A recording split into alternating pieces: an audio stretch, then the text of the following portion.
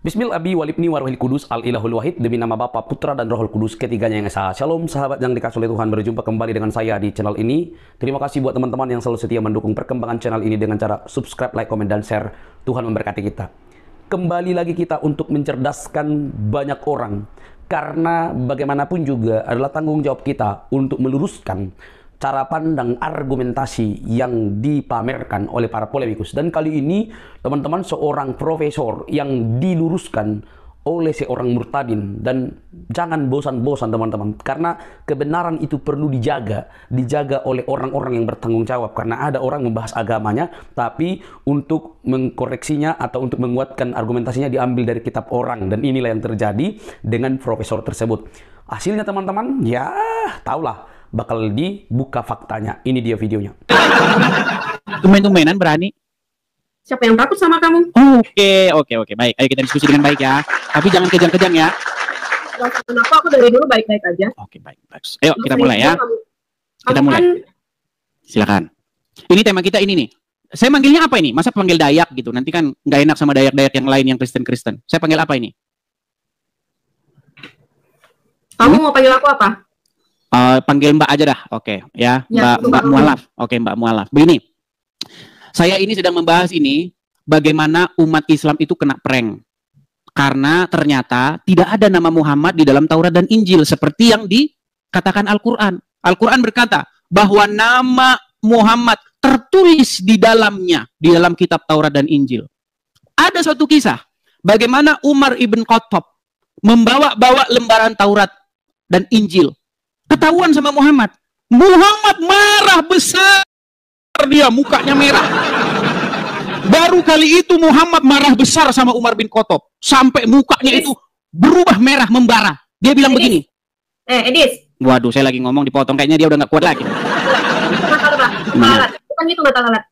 Saya panggil kamu mata lalat aja atau gimana? Ya terserah lah. Mau mata lalat mau apa terserah. Yang penting saya membicarakan kepada kamu apa yang sungguh-sungguh terjadi di dalam agama Islam. Kalau memang Muhammad itu dinubuatkan dalam Taurat dan Injil, kenapa ketika temannya membawa Taurat dan Injil Muhammad marah-marah? Coba jelaskan kepada saya.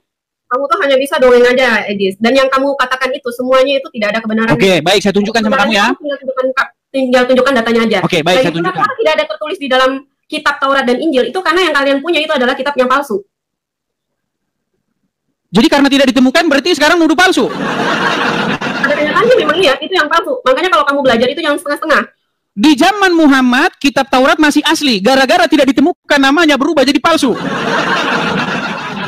Karena memang kalian suka yang palsu-palsu kan? Seperti wajahmu itu palsuan semua. Kok lari kemana-mana? Ini gimana sih? Ini bahasnya apa? Ini putus asa atau bagaimana? Karena memang sudah dengar, Edis, tentang kamu yang suka menyebarkan sesuatu yang kepalsuan-kepalsuan seperti itu. Tidak perlu aku membukakan data-data yang valid untuk kamu. Bukakan data pun yang valid percuma. Oke, jadi ketika Umar bin Khattab membawa lembaran Taurat dan Injil, kenapa Muhammad marah? Yang kamu tahu apa di situ? Iya, makanya saya tanya dulu, kenapa dia marah waktu Umar membawa-bawa lembaran Taurat dan Injil, padahal nama Muhammad tertulis di sana? Mana datanya yang kau katakan seperti itu? Oke, baik. Kita bacakan ya. Karena kan selama ini kan jadi mualaf kan cuman ini aja, ikut-ikutan saja. Saya tunjukkan. Bagaimana Muhammad marah ya. Nih, saya tunjukkan hadisnya. Ya. Saya tunjukkan hadisnya. Sabar ya teman-teman ya. Nih. Saya balikkan kamera saya. Bagaimana Muhammad marah kepada Umar gara-gara Umar membawa Taurat dan Injil. Nih, saya balikkan kamera saya. Nih, saya balikkan dulu kamera saya. Oke. Saya bacakan ya. Nih ya, ini tertulis nih, ini tertulis hadis riwayat Ahmad nomor 15. Nomor 15 6. Nih, saya bacakan, kita bacakan dari sini ya, sebentar saya bacakan. Ini kalau kalian judulnya ya, ketika Nabi SAW menegur Umar yang membawa Injil. Dia tidak tahu selama ini jadi orang Islam dikerjain. Saya bacakan, nih, ya, dalam sebuah hadis diriwayatkan oleh Imam Ahmad. Dalam musnadnya Rasulullah bersabda, ini bersabda kepada Umar bin Khattab, apakah engkau ragu, wahai Ibnu Khattab, sungguh telah membawakan kepada kalian agama putih bersih, seandainya Musa hidup di zaman ini, maka tidak ada pilihan baginya kecuali mengikuti aku. Ini ketika Umar bin Khattab membawa Taurat dan Injil, Muhammadnya malah marah. Dibilang katanya Umar bin Khattab ragu-ragu. Ketahuan karena namanya nggak ada di situ. Ayo, sekarang udah percaya? Sekarang udah percaya?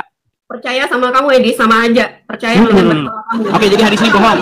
Balikan lagi wajah kamu yang... Oke, baik, saya balikan lagi. Saya balikan lagi. Jadi kamu percaya bahwa hadis itu bohong? Yang bohong itu kamu, Edis. Karena Jadi hadisnya gimana? Oke, kalau gitu saya mau tanya sama kamu, hadisnya gimana? Yang bohong itu kamu, Edis, karena kamu selalu mencari sesuatu yang palsu. Berarti saya bohong. Oke, baik. Kita putarkan dari sama Ustaz saja ya. Bagaimana Umar bin Khattab pernah membawa lembaran Taurat dan Injil nih. Kamu bilang saya bohong. Waduh, sungguh kamu nekat yang nyata kalau seperti ini caranya. Nih, saya bacakan kepada kamu nih. Nih ya. Edis, kamu kirim lagi, memang saya suruh kamu kirim. Apanya? Ini dengarkan nih, dengarkan. Dengarkan ya, nih. وَنَزَّلْنَا عَلَيْكَ الْكِتَابَ, dan kami turunkan kepada engkau Alkitab, tibyanan likulli syai', sebagai penjelas bagi segala sesuatu. Kemudian dia membawakan sebuah hadis atau riwayat di sini, asal dari Umar bin Khattab radhiyallahu ta'ala anhu, ya, dari Nabi sallallahu alaihi wasallam. Tentang kisah Umar bin Khattab yang suatu hari memegang kitab Taurat. Taurat diturunkan kepada Nabi siapa? Nabi siapa? Nabi Musa alaihissalam. Baik, kita baca kisahnya. Warawa An-Nasa'i wa ghairuhu, dan diriwayatkan oleh atau Imam An-Nasa'i meriwayatkan dan selainnya. Ani Nabi sallallahu alaihi wasallam, dari Nabi sallallahu alaihi wasallam, annahu ra'a, bahwasanya Nabi sallallahu alaihi wasallam melihat fi yadi Umar bin Khattab radhiyallahu ta'ala anhu, di tangannya Umar bin Khattab radhiyallahu ta'ala anhu, waraqatan min at-Taurah, lembaran dari Taurat. Faqala, maka beliau bersabda,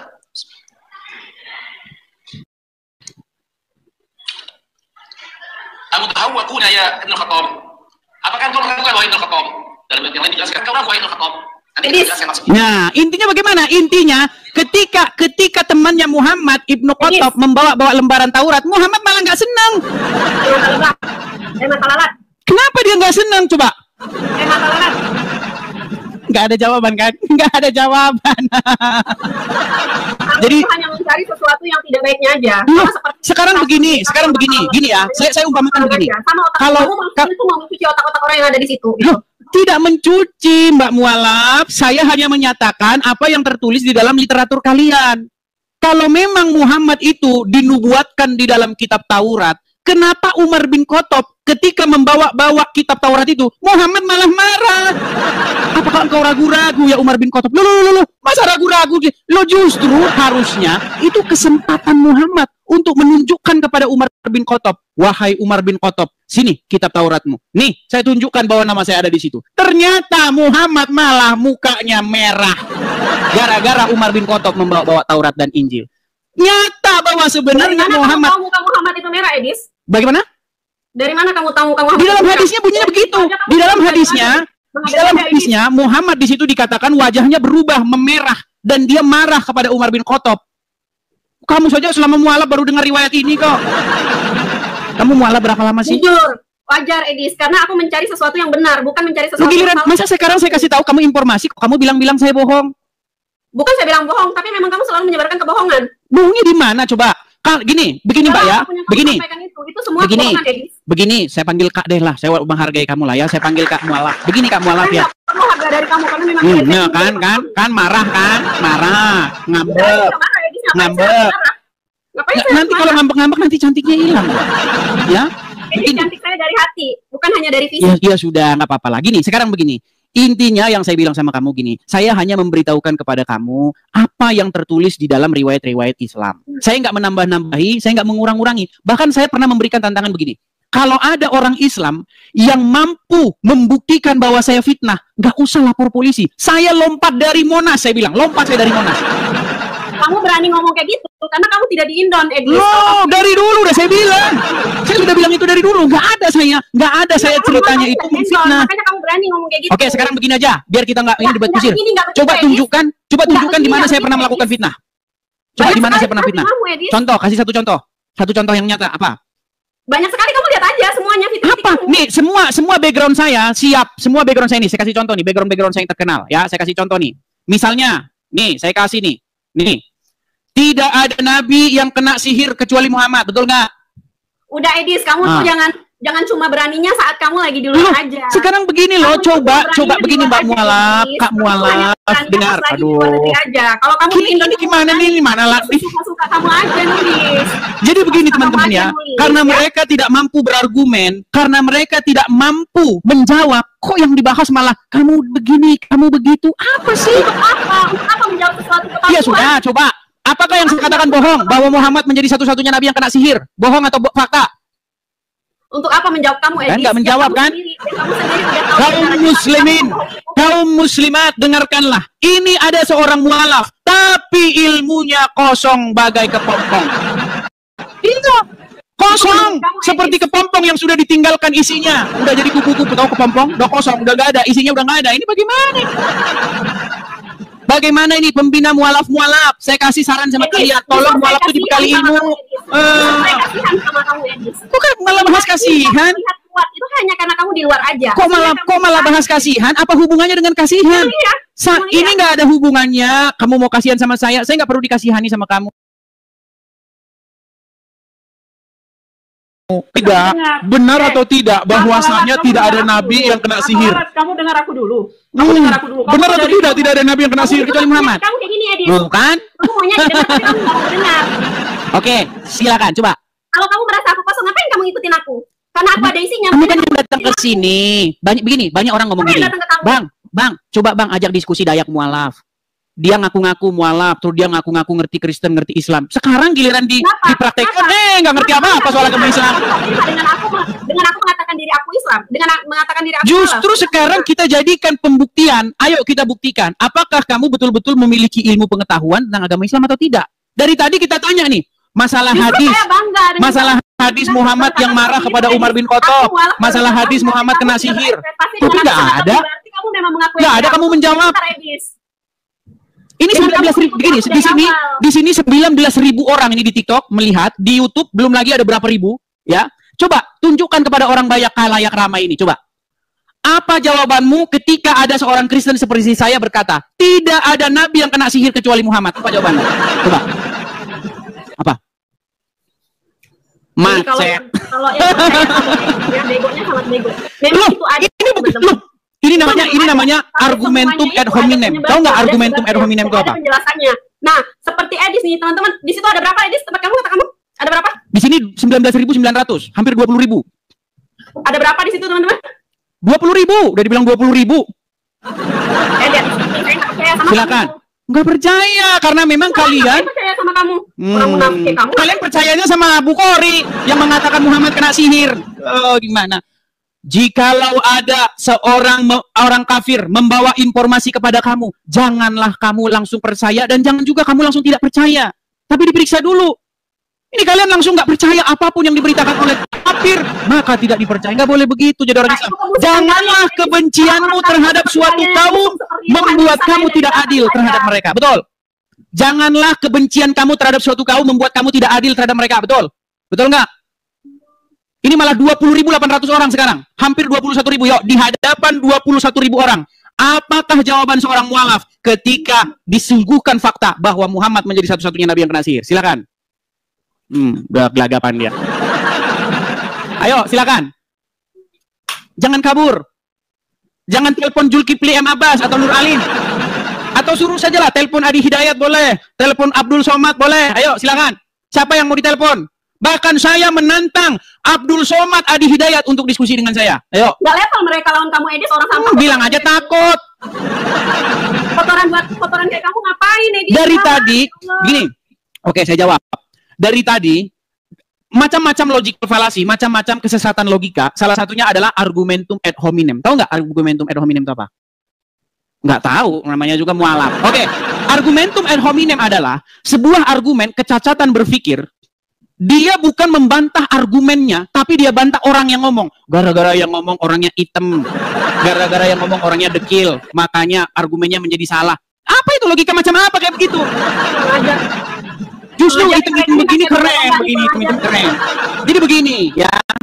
Dayak mualaf. Mereka ini kurang ajar nih pakai tombak-tombak nih ya. Aku udah kena peringatan ya, kurang ajar kali ya. Nah, kan? Itu karena kamu argumentum ad hominem. tidak menjawab pertanyaan, tapi malah, nah, kabur dia, teman-teman. Dia saksi mata ya. Kalian menjadi saksi bahwasanya dia kabur. Nah, jadi yang inbox saya mengenai Dayak Mualaf ya, sekarang sudah tertunaikan keinginan kalian. Bang, coba sekali-kali masuk tuh komalnya Dayak Mualaf tuh. Nah, udah. Sudah kalian lihat bagaimana apa yang terjadi. Meninggal dunia dia, saudara-saudara. Nah, ada jawaban. Ditanya masalah Muhammad kena sihir, malah ngomong, kamu itu ya, ini begini ya, ini malah ngomongin fisik, apa hubungannya? Ditanya, Muhammad ketika Umar bin Khattab membawa lembaran Taurat, dia marah sama Umar bin Khattab, marah. Padahal apa di dalam Al-Quran dikatakan? Wahai orang-orang yang beriman. Apa kata ayat Al-Quran? Disuruh kalian beriman. Ya, ada ayat yang dalam Al-Quran. Kami beriman kepada apa yang diturunkan oleh kamu, kepada Taurat dan Injil. Disuruh beriman. Tapi ketika Umar bin Khattab bawa lembaran Taurat dan Injil, Muhammadnya malah marah. Ini saya umpamakan kayak begini. Saya kasih umpama begini. Ada sebidang tanah. Oke? Ada sebidang tanah. Nah, lalu ada orang bilang begini. Nama saya tertulis sebagai pemilik tanah itu. Ya? Tertulis itu, tolong, nama saya. Ada orang BPN, ya kan? Datang bawa sertifikatnya. Cek. Ketika orang BPN datang bawa sertifikat, "Hai, apakah kamu tidak percaya nama saya tertulis di sana?" Loh, justru ketika sertifikat datang, itu menjadi kesempatan bagi orang yang mengklaim bahwa namanya ada di situ untuk membuktikan bahwa klaimnya itu benar. Ketika Al-Quran mengatakan, umat Islam berkata, bahwasanya Muhammad dinubuatkan di dalam kitab-kitab sebelumnya, bahwasanya Muhammad ada dalam Taurat dan Injil.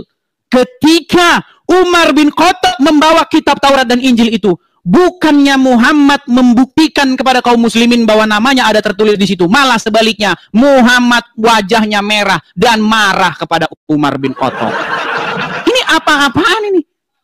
Coba. Mari, saya naikkan muslim yang ustadz, yuk.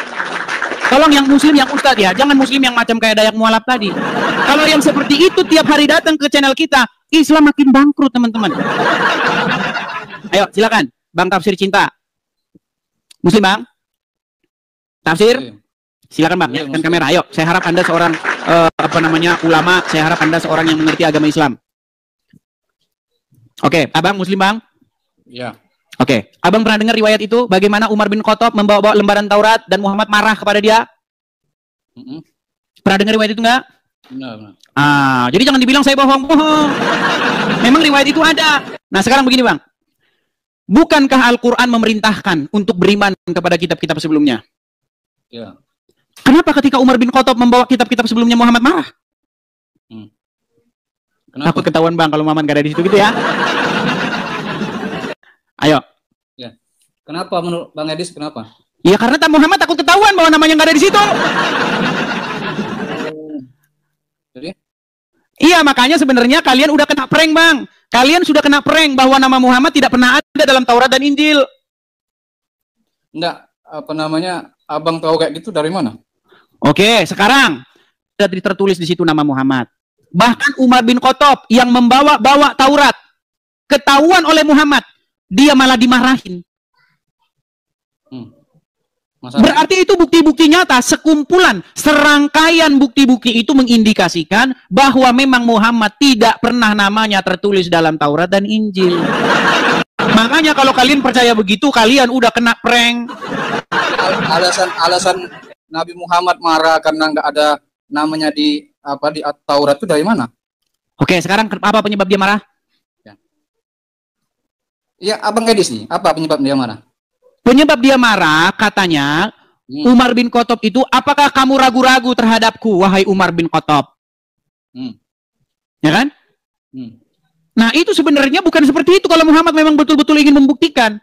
Harusnya dia jangan marahin Umar bin Khattab, harusnya ini loh. Oh, Umar bin Khattab, karena kamu membawa lembaran Taurat dan Injil, maka bawa sini tuh. Saya tunjukkan bahwa nama saya ada di situ. Ternyata memang nggak ada. Gimana ini? Nggak Bang Edis tahu dia Nabi Muhammad marah tuh di mana ininya? Di dalam riwayat itu dikatakan wajah Muhammad itu berubah menjadi merah. Dia marah kepada Umar bin Khattab. Nah, marah apa? Karena Umar bin Khattab seolah-olah ragu-ragu kepada Muhammad. Nah, Masalah? Masalah bahwa namanya tertulis di situ. Mana ada nggak dia? Ya sudah, coba Anda yang bacakan. Anda yang bacakan. Ya, kan abang kan mengulik hadis tersebut. Coba tunjukin gitu. Loh, tadi udah saya tunjukkan, Bang. Masa masih tunjukkan lagi? Ya, tunjukkan sama saya belum. Oke, baik, saya tunjukkan. Baik ya, kita tunjukkan dalam ada riwayat-riwayat ya, bagaimana Umar bin Khattab itu dimarahin oleh Muhammad ya. Nih, sebentar. Kita tampilkan hadisnya di sini. Sebentar ya, Bang ya, sabar. Santai, Baik. santai. Jangan Baik, ini. baik. Kok yang di bawah tuh agak ini. Baik. Sabar ya, sabar. Hebat kali saya malam ini bisa dialog sama Bang Edis ini. Sebentar ya, Bang ya. Kita akan tunjukkan hadisnya. Sabar, teman-teman.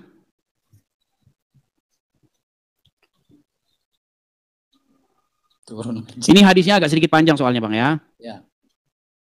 Tapi selama ini belum pernah dengar hadis ini atau baru kali ini bagaimana? Sudah. Kalau sudah ngapain lagi minta tunjuk-tunjuk hadisnya, Bang?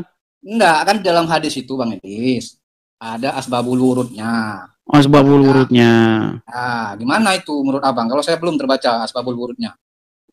Baik. Ini kan panjang ini, Bang, riwayatnya. Atau kalau Ustadz saja yang ngomong Anda percaya? Hah? Kalau Ustadz yang ngomong Anda percaya? Ya sekarang saya dengar dari Bang Edis ya. Kalau Ustadz yang ngomong nggak pernah percaya? Kalau benar ya saya percaya. Kalau Bang Edis yang ngomong kalau itu benar, ada redaksinya bahwa asbabul wurud dari hadis tersebut bahwa Rasulullah marah karena. Oke, kita putarkan ini saja, Bang ya. Dengarkan, Bang. Ya. Biar kita ini coba ini sambil kita dengar ya. Ini Ustadz. Ya. Sebentar, saya sudah pernah ketemu dengan Ustadz ini. Ini Ustadz teman saya ngobrol dulu ya. Coba dengarkan ya, dengarkan. Nih. Dengarkan. Wajib paham Taurat, Injil, Quran agar disebut orang beragama. Aneh. Kenapa? Pertama, Al-Quran itu, Pak, sudah menghapus kitab-kitab suci sebelum Al-Quran. Yang kedua, Allah sendiri dalam Al-Quran mengatakan apa? Awalam yakfihim. Apakah tidak cukup untuk mereka? Bahwa kami telah anzalna alaikal Quran. Bahwa kami telah menurunkan kepada engkau, hai Muhammad, Al-Quran. Apa tidak cukup? Nah, justru yang nggak cukup itu orang Islam. Tidak cukup orang Islam dengan Al-Quran. Makanya dengan kitab fikih, kitab karangan ulama, kitab hadis Bukhari, Sahih Muslim, kitab ini, kitab itu. Kita lanjutin lagi. Tapi kita agak percepat ya. Abang ngasih redaksi omongan dari Ustadz itu. Bukan, gini. Ini namanya Ustadz Yahya Abdul Salam. Gini. Ya. Ini kita berbicara bagaimana ada orang bertanya nih. Ada seorang jamaah bertanya begini, kita itu wajib paham Taurat dan Injil. Terus dijawab sama dia. Nih, nanti dia kutip riwayat Umar bin Khattab. Dengerin dulu. Sabar, Bang. Yang ketiga, Rasul bersabda, laisa minna man lam yatawalla bil Quran. Bukan golongan kami orang yang tidak mencukupkan diri dengan Al-Quran. Imam Bukhari memaknai yatawalla di sini ayyastaghni'an. Artinya, bukan golongan kami orang yang tidak mencukupkan diri dengan Al-Quran. Nah, bukan golongan kami orang yang tidak mencukupkan diri dengan Al-Quran. Nah, siapa yang tidak mencukupkan diri dengan Al-Quran? Orang Islam sendiri. Orang Islam nggak cukup dengan Al-Quran. Orang Islam cukupnya dengan kitab fikih, Sahih Bukhari, Sahih Muslim, kitab imam ini, imam itu. Tapi terus, poin kita bukan itu. Poin kita nggak nyampe ya, Bang, sebentar. Poin kita kan kita berbicara. Itu nggak nyampe abang itu, Pak. Itunya. Itu bagaimana sih abang ini? Bang tafsir. Dengar. Bentar redaksinya. Ya, redaksi 1. Tidak cukupkah kamu dengan Al-Quran? Ya. Itu apakah orang Islam mencukupkan diri dengan Al-Quran? Saya tanya, Bang. Apakah orang Islam mencukupkan diri dengan Al-Quran? Cukup. Tanpa hadis? Ya. Tanpa hadis? Hah? Dengan Al-Quran cukup. Sekarang saya tanya. Ya. Ya. Ada bacaan tempat wudhu. Cukup. Iya, berarti intinya tidak cukup kalian dengan Al-Quran. Itu hanya di bibir doang. Ada penjelasannya, bro. Kalau iya, berarti Al-Quran tidak cukup menjelaskan ya? Waduh. Iya, nggak mampu. Al-Quran nggak mampu menjelaskan. Al-Quran tiada mampu dan tiada sanggup menjelaskan segala sesuatu. Walaupun Al-Quran mengatakan demikian. Umat Islam nggak ada yang percaya. Oke, Bang. Sebentar gini. Biar kita nggak kehilangan poin kita. Sebentar. Bang tafsir, biar kita nggak kehilangan poin kita. Nyampe ke situ, abang itu. Oke. Gini aja. Kita lupakan itu. Sebentar, Bang. Kita poin kita. Tempat wudhu dijelaskan arah kanan atau arah kiri. Belok kanan. Yang menjelaskan Al-Quran bukan? Yang menjelaskan Al-Quran bukan? Kalau dijelaskan semua, tebel ke Al-Quran itu. Nggak masalah. Di mana ayat yang mengatakan kalau kami menjelaskan semua ayat Al-Quran terlalu tebal? Kamu aja katanya dua lembar manuskrip. Sekarang saya tanya dulu kepada Anda. Tafsir, dengar. Muat nggak hadis di dalam kitab? Hah? Muat nggak hadis-hadis dalam kitab? Muat. Muat. Muat nggak kalau muat nggak itu kalau dalam Al-Quran? Oh, bilang aja Al-Quran tiada mampu menjelaskan. Oke, sekarang kita sebentar Bang. Sebentar Bang. Abang ini nggak nyampe. Sebentar Bang tafsir sedikit Bang. Bang tafsir. Sabar dulu Bang. Bang, sabar dulu. Saya ucapkan satu. Satu itu ada S, ada A, ada T, ada U. Berarti Al-Quran tidak merinci ya? Iyalah. Walaupun baik, Al-Quran bukan kitab yang terperinci, teman-teman. Al-Quran bukan kitab yang terperinci. Oke. Bang, coba baca ini. Baca ini. Coba baca. Bang baca. Ini surat Hud ayat pertama, coba baca. Ya. Alif Lam Ra. Kitabu. Dibaca terjemahannya lah. Ayolah, langsung terjemahannya, ayo. Ya. Inilah kitab yang ayat-ayatnya disusun dengan rapi. Kemudian dijelaskan secara terperinci. Nah, kitab Al-Quran terperinci nggak? Nggak percaya. Orang Islam tidak ada yang percaya bahwa Al-Quran terperinci. Mereka percayanya, oh yang terperinci itu hadis Bukhari. Sudah saya bilang Bang, tidak ada orang Islam yang percaya dengan Al-Qurannya. Percayanya di bibir doang. Walaupun Al-Quran berkata bahwa Al-Quran ini dijelaskan secara terperinci, disusun secara rapi, orang Islam nggak percaya. Sekarang, Abang sudah kasih apa? Surat Hud itu. Surat Hud ayat 1. Sekarang saya tanya, apa itu asbabul nuzulnya? Lari di mana di sini ada asbabul nuzulnya? Di mana di sini ada asbabul nuzulnya, Bang? Bang, kitab asbabul nuzul itu sendiri bermasalah. Bang, gini. Ngomong-ngomong soal asbabul nuzul, Abang sudah kepala. Bang, dengerin Bang. Saya ini kan dengarkan. Saya ini kan orang yang ngerti Al-Quran. Bahkan saya nggak pernah ketemu dengan orang Islam yang ngerti Al-Quran. Lebih ngerti Quran daripada saya. Fakta. Tidak pernah saya menemukan ada satu orang Muslim yang lebih mengetahui agama Islam daripada saya. Tunjuk siapa orangnya. Saya tanya asbabul nuzulnya mana? Dengarkan. Saya jawab ya. Saya tanya sekarang, kalau kamu paham Al-Quran ya, ilmu apa yang harus ada pada saat menafsirkan Al-Quran? Harus membaca kitab-kitab sebelumnya.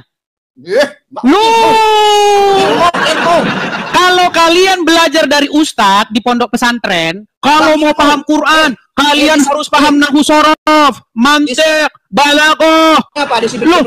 Disiplin ilmu Al-Quran, menurut Al-Quran, jika kamu ragu-ragu tentang apa yang kami wahyukan kepadamu ini, maka tanyakanlah kepada orang-orang yang membaca kitab sebelummu. Itu ayat Al-Quran. Tapi orang Islam nggak ada yang percaya ayat itu, nggak ada yang percaya. Kalau kamu mau paham Al-Quran, jika kamu ragu-ragu dengan Al-Quran, maka pelajarilah ilmu nahwu shorof, mantiq, balaghah, 14 cabang ilmu kanuragan dan 20 ilmu cabang kadikjayaan. Itu yang kalian pelajari. Loh, dengarkan. Apa yang tertulis di dalam Al-Quran dengan apa yang diomongin ustadz-ustadz beda. Saya nanya sekarang, kepala abang ngomong paling paham dengan Al-Quran. Sekarang saya tanya, disiplin ilmu apa saja? Menurut ustadz-ustadz, ini Anda kan tanya nih. Disiplin ilmu apa saja? Harus paham nahwu shorof, mantiq, balaghah, dan seterusnya 14 atau 15 ilmu. Tapi itu karangannya para ulama. Biar apa? Biar kitab nahwu shorof mereka laku. Biar banyak orang belajar nahwu shorof, biar mereka punya kerjaan. Dengarkan. Yang tertulis dalam Al-Quran, zalikal kitabu la raiba fihi hudal lil muttaqin. Betul nggak? Ya, betul. Kitab ini tidak ada keraguan padanya. Betul. Petunjuk bagi orang-orang yang bertakwa. Betul. Nah, sekarang saya tanya. Menurut kitab Al-Quran itu sendiri, jika kamu ragu-ragu tentang apa yang kami wahyukan kepada kamu, apa solusinya? Apakah suruh belajar nahwu shorof? Suruh belajar balaghah? Kagak ada. Kalau kamu ragu-ragu, tanya sama orang yang membaca kitab sebelumnya. Dibilangin kalau suruh membaca Quran, harus tahu kitab-kitab sebelumnya. Taurat, Zabur, dan Injil. Dibilangin nggak percaya. Mau saya tunjukkan ayatnya. Bang, kita ini sebentar, mau saya tunjukkan ayatnya. Disuruh. Waduh, loncat-loncat. Silakan. Ini dulu. Iya. Coba terus kita kasih waktu aja ya. Silakan Anda ngomong dulu. Makasih. Terima kasih Bang Daniel. Terima kasih. Coba ayo bacakan. Makasih Bang Daniel. Itu kepada saya, itu bukan kepada kamu. Terus ayo. Silakan. Jadi gini Bang, kalau kita membahas ilmu Al-Quran, ya, hari ini kita harus memahami cabang-cabang ilmu yang berkenaan dengan Al-Quran. Di Quran surat berapa itu? Wah, gila. Loh, iya kamu kan, Bang, itu di Quran berapa? Di Quran surat apa? Makasih ya teman-teman, makasih Bang Daniel. Gini, dengarkan. Saya bukakan saja ayat Qurannya Bang ya. Saya balikan kamera saya. Sebentar Bang. Saya balikan kamera saya. Abang saya suruh baca ini. Ini selama ini orang Islam ini teman-teman, mereka nggak percaya Al-Quran. Mereka percayanya kata Ustadz. Omongan-omongan di luar Al-Quran. Oke, coba Abang bacakan. Abang bacakan. Ini surat Yunus ayat yang ke-94. Coba bacakan Bang. Ayo, coba bacakan. Maka jika kamu Muhammad berada dalam keraguan-raguan tentang apa yang kami turunkan kepadamu, maka tanyakanlah kepada orang-orang yang membaca kitab sebelum iya. Tunggu. Sesungguhnya telah datang kebenaran kepadamu dari Tuhanmu. Sebab itu janganlah sekali-sekali kamu termasuk orang-orang yang ragu-ragu. Oke, kalau ragu suruh tanya siapa? Dengar dulu, kita bahas. Sebentar Bang, saya tanya dulu. Kalau ragu suruh tanya siapa? Hah? Kalau ragu suruh tanya siapa? Kita bahas bentar. Maka tanyakanlah kepada orang-orang yang Mana di sini kalau kamu ragu-ragu belajarlah nausorob. Mana? Kalau kamu ragu-ragu Muhammad, belajarlah ilmu mantik, balaghah. Mana di sini Muhammad suruh baca kitab Sahih Bukhari. Anda harus belajar tafsir Ibnu Katsir di mana? Muhammad sendiri, dengar. Muhammad sendiri disuruh tanya nih, jika kamu Muhammad berada dalam keraguan-raguan, tanyakanlah, tanya, suruh nanya sama-sama kepada orang-orang yang membaca kitab sebelum kamu. Siapa itu siapa? Bukan, yang pasti bukan Imam Bukhari. Karena Bukhari sendiri lahirnya setelah Muhammad sudah meninggal. Ya. Jadi terus kenapa umat muslim sekarang malah nanya kepada Imam Bukhari, malah nanya kepada ahli fikih, bukannya bertanya kepada kitab sebelumnya? Sungguh Anda berada dalam kesesatan yang nyata. Siapa yang membaca kitab sebelumnya? Siapa? Yang pasti adalah ahli kitab, yaitu orang-orang yang membaca Taurat, Injil. Mana Injil sama Tauratnya? Nah, Injil ada sekarang. Kami bawa, kami pegang. Nah, ternyata nggak ada Muhammad di situ. Waduh. Gimana? Ya udah, sekarang di mana Taurat dan Injilnya? Mana Injil aslinya mana? Ya udah, di mana Taurat dan Injilnya di mana? Gimana? Benar Injil sama Taurat mana? Loh, justru gini, sekarang begini. Waduh. Seluruh dunia, dengar, seluruh dunia, abang mau pergi ke benua manapun, Taurat dan Injil itu dipegang oleh orang Yahudi dan Nasrani. Selain daripada itu, nggak ada umat yang memegang Taurat dan Injil, nggak ada selain Yahudi dan Nasrani. Terus kami bilang, itu kan dipalsukan. Ya udah, mana aslinya? Mana? Meninggal dunia. Yang mana aslinya? Lo justru kalian tidak mampu menunjukkan mana aslinya. Bagaimana mau nunjukin dong? Oke, kembali ke tema sebelumnya tadi Bang. Kembali ke tema sebelumnya. Kita udah lari kemana-mana. Oke, sebentar Bang. Kita kan udah lari kemana-mana nih. Kembali ke hadis Umar bin Khattab tadi Bang ya. Kita selesaikan lagi Bang. Oke, sabar Bang. Walaupun kita diskusi begini, tapi kita tetap saudara sebangsa dan setanah air ya. Baik, kita lanjutkan Bang ya. Terus terang saya, ya. 9 tahun sekolahnya di Kristen. 9 tahun. Nah, Kristen baik kan Bang? Baik-baik kan Kristen? Iya. Kata Muhammad jahat gimana? Loh, di dalam hadis disebutkan janganlah kamu berteman. Bang, sebentar ini. Oke, kita lanjut nih. Bang, di dalam hadis ada sebuah larangan. Kalian nggak boleh berteman dengan orang Yahudi dan Nasrani. Apa kaget kan? Konteksnya apa dulu? Konteksnya lagi. Kalau berkenaan dengan keimanan, jangan. Nggak ada Bang. Di dalam hadis janganlah kamu berteman dengan orang Yahudi maupun orang Nasrani, orang-orang kafir. Bahkan janganlah makananmu dimakan kecuali orang-orang Muslim. Mana hadis? Anda tidak percaya terhadap saya, saudara-saudara. Waduh, sungguh Anda nekat yang nyata kalau seperti ini ya, saudara-saudara ya. Oh, Anda ini nekat yang nyata. Sebentar ya, nih. Saya tunjukkan kepada Anda ya, nih ya. Sebentar. Sabar ya Bang ya. Sabar Bang. Ada hadisnya Bang. Nggak boleh Anda itu makanan Anda itu dimakan oleh orang non muslim, nggak boleh. Makanya Bang, jadi orang muslim Anda itu Bang ribet Bang, saya bilang. Nih, saya tampilkan. Dia masih mengatakan saya fitnah. Bang, kalau saya fitnah Bang, nggak usah repot-repot laporin saya polisi Bang. Saya lompat dari Monas Bang kalau saya fitnah.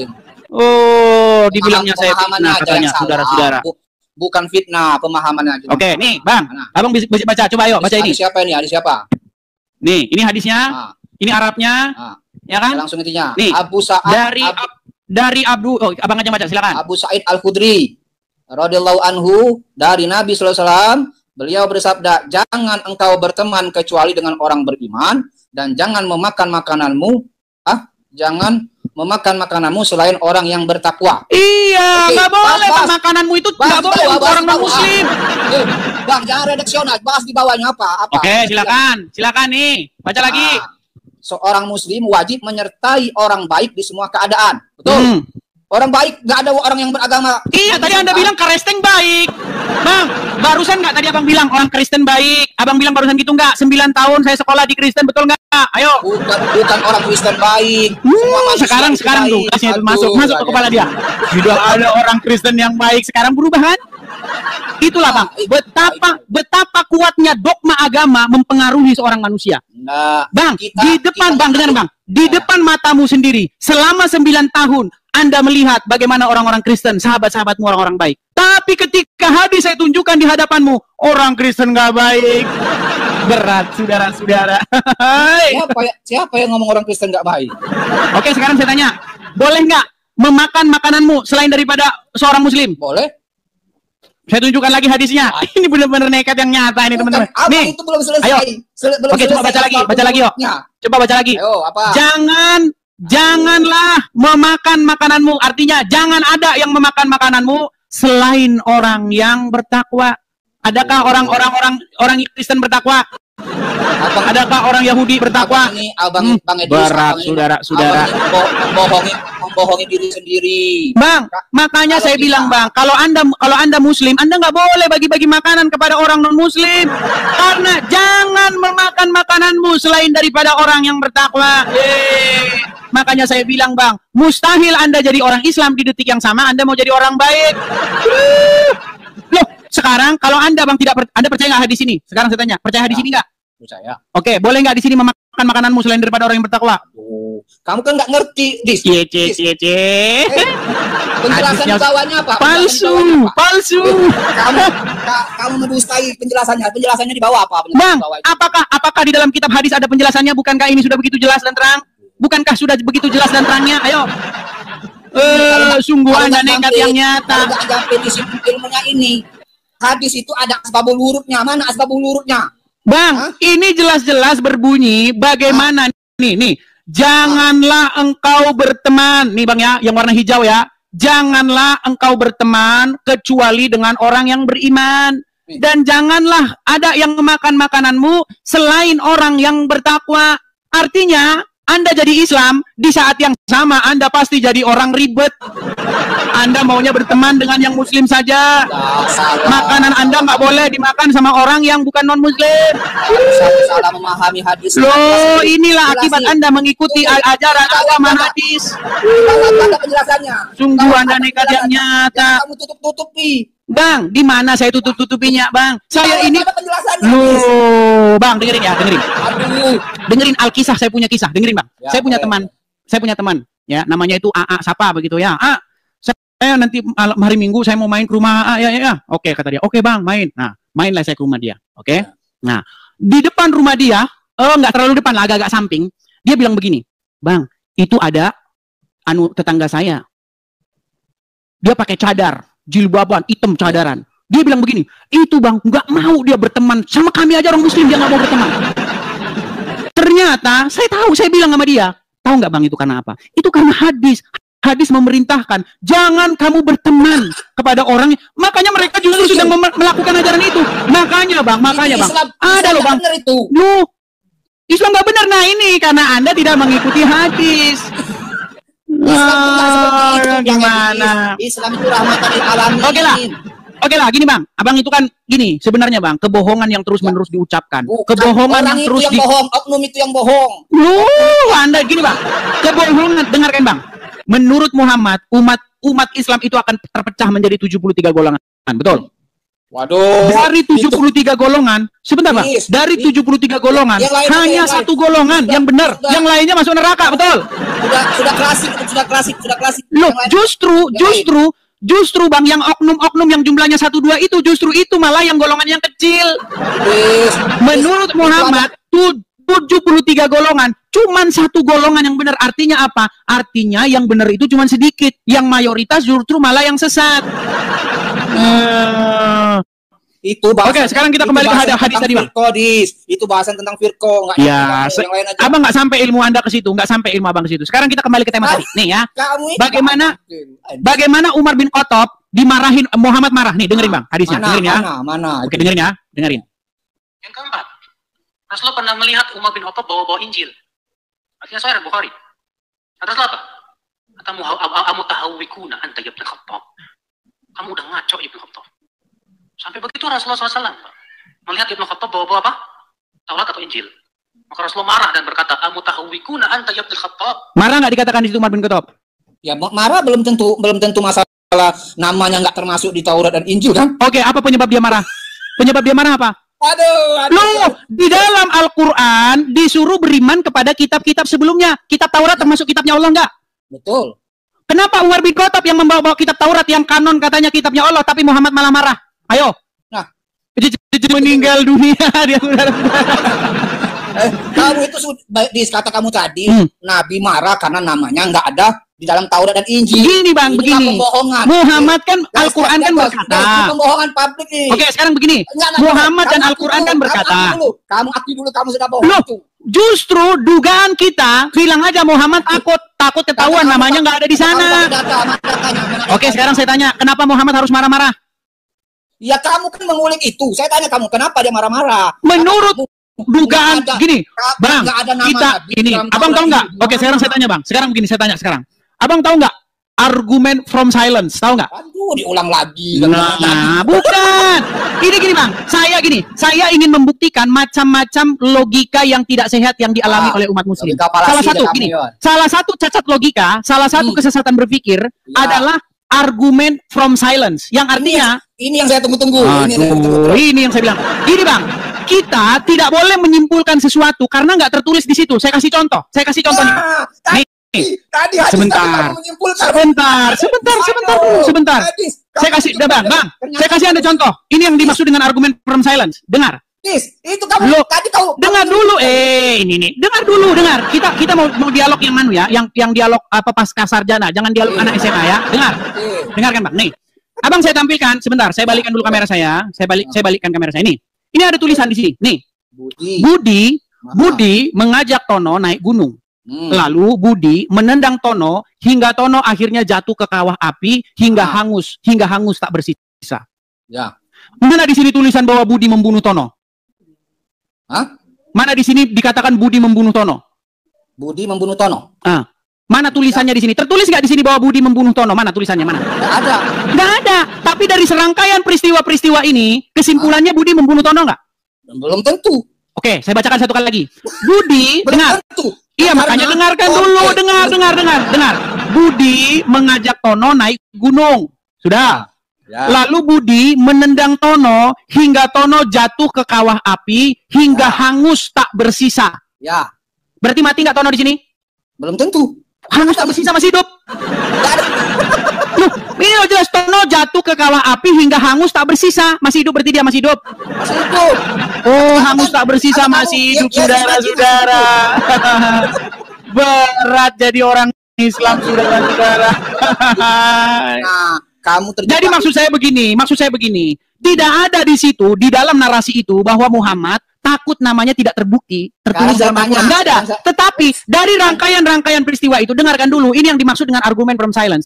Argumen from silence adalah sebuah argumen yang dikemukakan karena tidak tertulis demikian. Sebagai contoh. Selama saya ngomong sama kamu, saya pernah nggak ngaku kalau saya manusia? Selama kita tadi ngobrol panjang lebar, nggak pernah kan saya bilang, saya adalah manusia, nggak pernah ngomong. Nah, argumen from silence adalah sebuah pola pikir. Anda menyimpulkan sesuatu karena nggak tertulis begitu, karena nggak dikatakan demikian. Contoh, karena saya tidak pernah ngomong bahwa saya manusia, maka kesimpulannya saya bukan manusia. Ini yang disebut dengan argumen from silence. Anda mengeluarkan sebuah argumen karena tidak dikatakan demikian. Nah, sekarang di dalam hadis itu, dengar, di dalam hadis itu begini. Dengar dulu biar saya selesaikan. Habis ini gantian. Gini. Di dalam hadis itu, di dalam agama Islam, Muhammad dikatakan namanya tertulis di dalam kitab-kitab sebelumnya. Betul? Apa? Nama Muhammad tertulis di dalam kitab-kitab sebelumnya, dalam Taurat, dalam Injil, betul? Betul. Nah, ternyata sahabat Muhammad membawa kitab Taurat itu. Tapi responnya Muhammad bukan positif, responnya malah negatif. Padahal dalam Al-Quran disuruh beriman kepadanya. Nah, sekarang begini. Kita menyimpulkan apa alasan Muhammad Nggak usah sehingga kita, dia nggak usah kita. responnya Nggak usah negatif. kita, kamu aja. Berarti Muhammad takut ketahuan bahwa namanya tidak ada di situ. Betul? Bro, Silakan, enggak. tanggapi. Kamu terjebak di narasi kamu sendiri. Ya? Ya enggak? Kamu Udah nggak bisa jawabnya. Ayo, apa sebab Muhammad takut marah sehingga marah kepada Umar bin Khattab? Apa? katanya gantian. Ya silakan, ayo. Diem dulu. Kamu tadi membuat redaksi tadi Tono Budi mendorong Tono. Berarti coba apa jawabannya? Apa sebab Muhammad marah kepada Umar bin Khattab? Kamu ngomong panjang boleh, saya ngomong panjang nggak boleh. Iya sudah, coba apa poinnya? Apa sebabnya? Diam dulu. Apa? Kamu tadi bilang Budi katanya membunuh Tono. Ada nggak kata-kata membunuh? Nggak ada. Nggak ada. Nggak ada. Budi menendang Tono sehingga dia jatuh ke kawah dan tubuh Tono itu hangus tak bersisa. Berarti serangkaian perbuatan itu disebut pembunuhan. Gimana? Saya ngomong dulu. Silakan. Kamu ngomong dipotong terus. Silakan. Nah, kata kamu menyimpulkan membunuh. Ya. Ini kan kesimpulan kamu. Kalau kesimpulan panelis lain beda lagi. Kesimpulan orang lain beda lagi. Dia bukan terbunuh oleh Budi. Dia itu ditendang Budi. Lalu ada pohon yang jatuh menimpa Tono. Nah, ini udah ngarang bebas. Udah. Ada tidur di bawah ini. Ini udah pusing kalau ngomong kayak beginian. Udah tidur lah. Kita udah serius dengerin. Aduh, berat. Kepada teman-teman sekalian, sekali lagi teman-teman ya, jangan lupa teman-teman absen hadir di sini 6.4K dan juga jangan lupa teman-teman follow akun ini. Teman-teman sekalian, sekali lagi saya katakan teman-teman ya, akun siaran ini teman-teman bersumber daripada siaran atau channel saya ini bersumber daripada akun asli saya teman-teman. Jadi kepada teman-teman, akun ini, siaran ini bersumber dari di TikTok Edis TV, di YouTube Edis TV, dan YouTube-nya saya tautkan di profil saya, di beranda saya. Mampir ke profil saya ini, lihat di situ ada tautan YouTube Edis TV. Jadi teman-teman bisa nonton siarannya karena semua kita simpan di situ kepada teman-teman yang tidak sempat nonton. Ya teman-teman ya. Nah teman-teman sekali lagi hati-hati dengan akun-akun palsu yang mengatasnamakan saya, padahal itu bukan saya. Ada banyak sekali akun-akun. Teman-teman perhatikan itu ada di Facebook, tidak ada di Instagram. Rumah apologet ya. Namanya polisi, dijemput polisi, info apa yang benar. Jadi mampir ke profil saya untuk kegiatan lain teman-teman ya. Sudah ada saudara ya. Karena memang ya Yusuf PI itu ketakutan sekali. Terus ini saya ingat dengan suaranya Ustadz satu ini teman-teman. Ya. Kalau ada kata-kata mau terus. Nah, sebenarnya ibu-ibu nggak boleh ikut pengajian ini. Nah, ini. Sebentar ya. Saya kalau dengar mau terus ini saya ingat omongan dia ini ya. Nih ya. Mau terus. Nah, ini kita rehat dulu teman. Iklan teman-teman, iklan. Tapi kata Rasulullah, kesibukan para lelaki nanti di dalam surga adalah, malu saya ceritakan ini. Mau terus? Nah, mau terus kan? Yang masuk surga di surga adalah memecah perawan istri-istrinya. Perawan terus. Habis malam pertama dapatkan perawan istri, selesai dia perawan lagi. Gitu. Serius Pak. Bagusnya ibu-ibu gak ikut dengar pengajian ini. Ini khusus bapak-bapak. Kata Rasulullah, maaf ini hadisnya sahih. Tolong baca nanti dalam kitab Tamasya ke Surga oleh Syekh Ibnul Qayyim Al-Jauziyah. Judul aslinya adalah Hadil Arwah ila Biladil Afrah. Rasul berkata, maaf, zakar laki-laki ketika dia berdiri karena syahwat selama 70 tahun berdirinya. Yes. Ya, mau terus? Mau terus. Oke, kita kasih naik lagi ada Aziz Rahman. Oke. Ya, selamat malam Bang Aziz. Halo Bang Aziz. Aziz Rahman. Aduh, macet saudara-saudara. Halo Aziz Rahman. Nah, mana terjeda? Halo? Kelihatannya kita raja framing. Saudara-saudara, ayo Aziz Rahman. Aduh, terpental lagi saudara-saudara. Oke, kita kasih naik lagi ada AAB. Oke, AAB. Silakan. Ayo silakan. AAB. Muslim Bang. AABY. Selamat malam, Bang. Selamat malam, Bang Abi. Muslim, Bang? Oke, Bang. Salam kenal dari aku, Bang. Ini dari Nias, Bang. Muslim? Bukan Muslim. Oke. Mohon maaf ya, Bang ya. Abang dari Nias. Kita undang dulu yang Muslim-Muslim ya, Bang ya. Oke, terima kasih, Bang ya. Ini Sama-sama, sangat Bang. berinspirasi, memotivasi kita semua tentunya di sini. Sehat selalu buat Abang, sukses dan Tuhan Yesus memberkati ya. Amin. Tuhan Yesus memberkati, Bang. Saya turunkan dulu ya, Bang ya. Oke. Ya, silakan ya teman-teman Muslim ya. Silakan. Sebenarnya saya mau menyenggol si Uncup, teman-teman. Tapi bagaimana Uncup dia tidak menerima senggolan dari saya? Dia nggak berani teman-teman dengan saya. Uncup PI nggak berani, Juma nggak berani. Siapa lagi? Banyak mereka tidak berani. Dayak Mualaf kabur. Ayo, yang tidak percaya, yang masih ragu-ragu bahwa Muhammad tidak ada dalam Taurat dan Injil, silakan naik. Silakan. Yuk. Kita kasih naik ada RCID. Iya, selamat malam RCID. Selamat malam, bosku. Ya, Muslim, Bang. Alhamdulillah, Muslim. Baik, silakan Bang, nyalakan kamera Anda, Bang. Mari, silakan Bang. Kita diskusi. Kita kasih kesempatan kepada Muslim supaya jangan terkesan Muslim tidak diberi kesempatan ya untuk menjawab syubhat ini. Silakan. Oke. Nyalakan kamera Anda, Bang. Sini Udah. ada 16.000 ya, 16.000, hampir 16.000 orang di sini. Tolong berikan kepada mereka jawaban ini. Betulkah Bang Apa? bahwa Muhammad itu tertulis di dalam Taurat atau Injil? Kami tidak ini sih ya, kurang paham di surat itu, tapi kami mempercayai kalau Injil dan Taurat itu adalah surat-surat sebelum Al-Qur'an. Oke, dan nama Muhammad tertulis di situ, betul? Betul. Selamat Anda kena prank karena nggak ada nama Muhammad di situ. Sebelum menurut kita kan nama Enggak Bang, kita jangan bahas dogma. Gini Bang, gini, saya selalu menghindari debat agama yang membahas dogma karena nggak bakal ketemu. Iya. Gini Bang, kalau kita bahas dogma, kita nggak bakal ketemu Bang. Kita debat kusir, itu debat dua anak SD yang debat bapak siapa yang ganteng. Oh iya, menurut anak SD yang satu, bapak saya ganteng. Menurut anak SD yang satu lagi, bukan bapak saya ganteng. Itu debat kusir. Itu namanya debat yang subjektif, debat dogma. Sekarang saya mau kita debat-debat yang logis. Sekarang begini. Betulkah nama Muhammad seperti kata Al-Qur'an tertulis dalam Taurat dan Injil? Saya tidak diajarkan untuk ini sih Taurat dan Injil, saya kurang paham. Tapi kalau di Al-Qur'an sudah dijelaskan bahwa Nabi Muhammad itu adalah nabi terakhir. Oke, tertulis di dalam Taurat dan Injil, betul? Kurang paham. Duh, kurang paham. Oke, saya punya gambarnya, saya punya sebentar. Inilah teman-teman ya, sangat memprihatinkan teman-teman. Banyak umat muslim menjadi muslim, tetapi mereka tidak tahu isi Al-Qur'an. Saudara-saudara, ini sungguh miris yang nyata. Karena apa? Karena begini Bang, ini harus Anda akui. Banyak orang Islam ketika membuka Al-Qur'an, ketika mempelajari Al-Qur'an, yang dicari apa? Yang dicari amal Bang, pahala. Jadi dia baca tulisan-tulisan Arab tanpa mengerti artinya. Yang penting saya dapat pahala. Bukankah begitu yang terjadi? Betul nggak? Tapi alhamdulillah saya mengerti. Oke, coba sekarang. Ini di dalam Quran surat Al-Baqarah ayat 146. Coba dibacakan, Bang. Dibacakan? Mana? Abang nggak punya Al-Quran di rumah? Oke, saya tampilkan. Oke, kita tampilkan Al-Qur'annya di dalam bahasa Arab. Di dalam surat Al-Baqarah ayat yang ke nih ya, 146.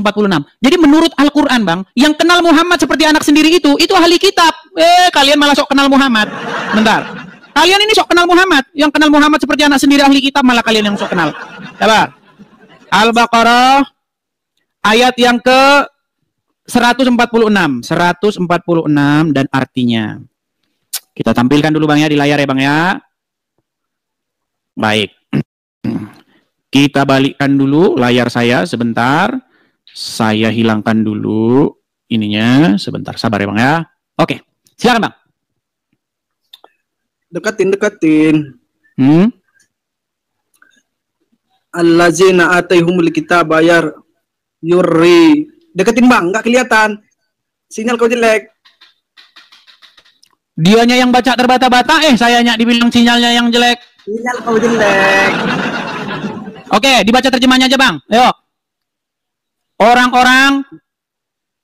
Bacakan. Oke. Orang-orang Yahudi dan Nasrani yang telah kami beri Alkitab, Taurat dan Injil, mengenal Muhammad seperti mereka mengenal anak-anaknya sendiri. Jadi yang kenal Muhammad seperti anak sendiri siapa? Siapa? Al-Quran. Berat, saudara-saudara. Menurut Al-Quran, yang mengenal Muhammad seperti anak sendiri adalah ahli kitab, orang-orang Yahudi dan Nasrani yang memegang Taurat dan Injil. Tapi datanglah orang Islam ngaku-ngaku sok kenal Muhammad. Muhammad dadanya dibelah, kemudian diambil, apa jantungnya dicuci dengan air jam-jam. Ini kalau dengar cerita dari orang Islam. Wah, rokok. Di Kristen apa? Bang, dengarkan dulu ini loh, jelas-jelas nih ya. Orang-orang Yahudi dan Nasrani yang telah kami beri Alkitab, Taurat dan Injil mengenal Muhammad seperti mereka mengenal anak mereka sendiri. Dan sesungguhnya sebagian di antara mereka menyembunyikan kebenaran padahal mereka mengetahui. Jadi, menurut Al-Quran, yang mengenal Muhammad seperti anak sendiri, orang Yahudi dan Nasrani. Sekarang malah orang Islam yang jadi sok kenal Muhammad. Nah, malah merokok dia, putus asa ini. Tanda-tanda kalau orang merokok itu tanda-tanda udah putus asa. Oke lah Bang ya, Anda ini melanggar pedoman komunitas ini Anda ini. Dibawa dulu.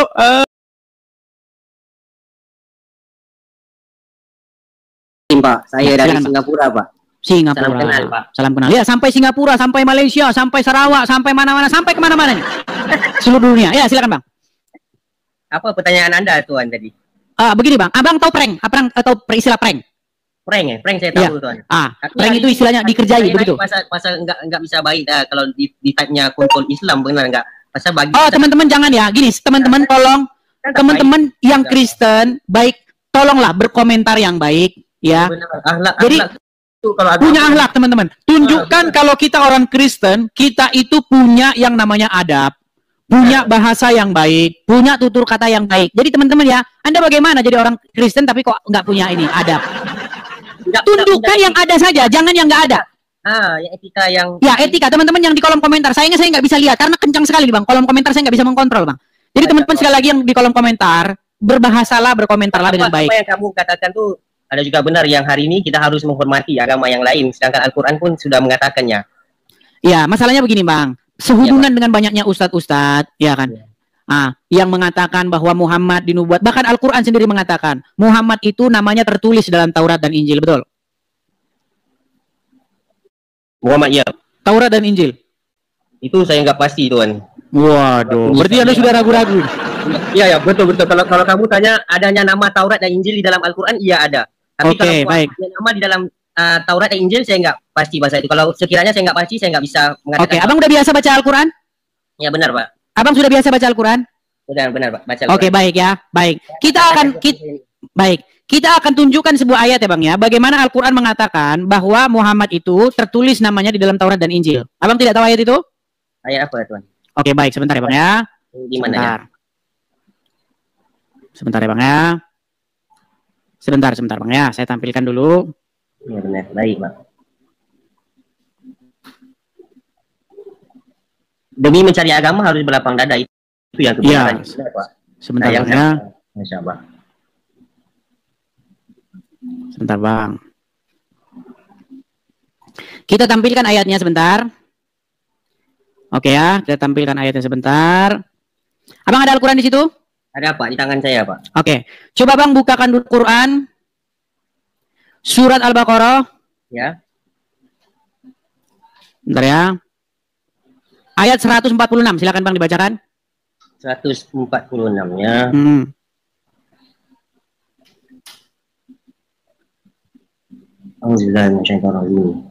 Allazina atainahumul kitaba ya'rifunahu kama ya'rifuna abna'ahum. Wa inna fariqam minhum la ya'tumunal haqqa wa hum ya'lamun. Ya, artinya Bang? Orang-orang yang telah kami beri kitab Taurat dan Injil mengenalnya Muhammad. Tapi dia taruh itu bracketnya ya. Seperti mereka mengenal anak-anak mereka sendiri, sesungguhnya sebahagian mereka pasti menyembunyikan kebenaran pada hal yang mereka mengetahuinya. Ya, itu 146. Betul tidak bahwasanya menurut apa yang diberikan kepada ahli kitab kepada mereka, yaitu Taurat dan Injil, mereka mengenal Muhammad seperti anak mereka sendiri? Muhammad yang wa inna Muhammad itu adalah sesuatu yang diorang taruh gitu, tapi dalam dia punya perbahasan dia tak ada, dalam ayat dia tak ada Muhammad kan. Mengenalnya je taruh ya'rifu nahu. Itu dia. Ya'rifu nahu mengenalnya. Jadi untuk saya hari ni dalam pendapat saya lah kan, dalam pendapat saya agama, saya tak boleh katakan yang awak betul atau saya betul atau siapa yang betul. Hari ini semua kita harus hormati pegangan masing-masing. Jika iya, ini bukan masalah itu, Bang. Masalahnya begini. Masalahnya ketika Al-Qur'an mengklaim bahwa nama Muhammad itu ada dalam Taurat, ada dalam Injil, ada dalam kitab-kitab sebelumnya, yang jadi pertanyaan, di mana itu tertulis? Di kitab-kitab sebelumnya yang mana? Ya ada. Itu hanya dia taruh mengenalnya, ya'rifunahu. Jadi diorang senangkan dalam tafsirannya, mengenalnya adalah Muhammad macam itu. Oh, mengenal dari mana itu? Dari mana mereka mengenal Muhammad? Allah Akbar. Ini saya kurang pasti, Pak. Nah, dari kitab Taurat dan Injil, betul? Benar. Nah, masalahnya ketika kita pelajari, ketika kita teliti kitab Taurat dan kitab Injil, ternyata tidak ada nama Muhammad di situ. Jadi untuk saya lah, hari ini agama Islam adalah agama yang disempurnakan daripada turunnya semua. Adanya kitab Taurat, Injil dan Al-Quran. Yang atasnya first lah. Betul tak? Jadi kesempurnaannya pada yang terakhir. Jadi penerimaannya maksudnya yang adanya campur tangan atas perubahan yang adanya. Oke, berarti intinya Muhammad ada dalam Taurat dan Injil itu hanyalah klaim semata. Tapi saya tak baca Bible, jadi saya tak boleh katakan yang dalam Injil dan Taurat. Ini aja lah, saya buat sederhana nih, Bang. Saya buat sederhana. Ya, sebagai seorang Muslim. Ya benar. Anda percaya bahwa nama Muhammad disebutkan dalam Taurat dan Injil? Saya subhanallah. Ada bingung kan? Mau percaya kok tidak ada nama Muhammad di dalamnya? Mau tidak percaya kok Al-Quran bilang Muhammad dinubuatkan di kitab-kitab sebelumnya? Pasal Al-Quran itu sudah disempurnakan kan? Benar enggak? Jadi kalau sebelumnya itu saya pun subhanallah. Oke, jadi tidak ada Muhammad di dalam Al-Quran, dalam Injil dan Taurat. Saya nggak bisa jawab. Tuhan boleh bisa jawab. Itu Taurat dan Injil tangan kembali. Oke, begini. Umar ibn Khattab dia pernah membawa-bawa lembaran Taurat. Okay. Tapi ketika Muhammad mengetahui bahwa Umar bin Khattab membawa-bawa lembaran Taurat atau Injil itu, Muhammad malah marah. Padahal di dalam Al-Quran disuruh beriman kepada kitab-kitab sebelumnya. Coba Bang, sekarang saya tanya, menurut Al-Quran umat Muslim disuruh beriman kepada kitab-kitab sebelumnya nggak? Beriman kepada kitab-kitab sebelumnya? Yalah, kitab-kitab lah, betul. Oke. Tapi kenapa Muhammad malah marah ketika Umar bin Khattab membawa kitab-kitab sebelumnya? Karena agama Islam Al-Quran itu sudah disempurnakan atas generasi-generasi yang hari ini kami boleh melihat atas campur tangan manusia apa yang telah terjadi pada hari ini dengan adanya tidak menjaganya aurat dan sebagainya hari ini. Banyaknya. Kamu tengok hari ini, dunia hari ini, tuan, dengan sistem hari ini yang diciptakan lah oleh manusia sendiri yang campur tangan menyembunyikan kebenaran dan sebagainya. Bang, hari ini. Saya bilang gini Bang ya, saya bilang begini Bang. Program-program Islam, ini bukan program-program kecil ya, ini program-program gede. Program raksasa yang dilakukan umat Islam yang berhasil, itu adalah program memakaikan tutup kepala kepada kaum wanita. Itu program yang berhasil.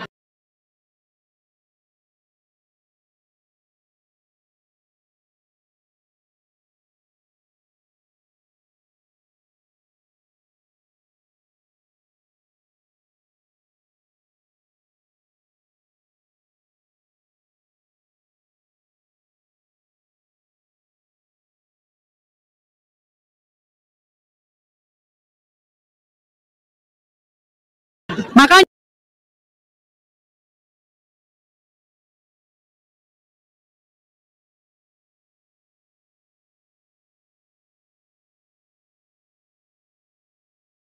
di negara-negara yang banyak Islamnya seperti Indonesia, ya kan, Malaysia dan negara perempuan pakai tutup kepala. Program itu yang berhasil, tapi gagal untuk membuat orang Islam paham dengan Al-Quran. Sekarang betul, yang saya bilang betul Bang. Banyak umat Islam ketika mereka membaca Al-Quran yang dibaca Arabnya, betul nggak? Ya, ke tafsirnya Iya. dia baca dalam Dia baca Arabnya, tapi artinya dia nggak ngerti, Bang, nggak ngerti. Dan itu umat muslim sendiri yang mengatakan itu. Adanya tadarus itu bukan baca laju, itu ya harus menukil yang mengerti dia. Iya, artinya mereka membaca lomba merdu, membaca Al-Qur'an, baca merdu, ya kan? Iya kan? Alif lam.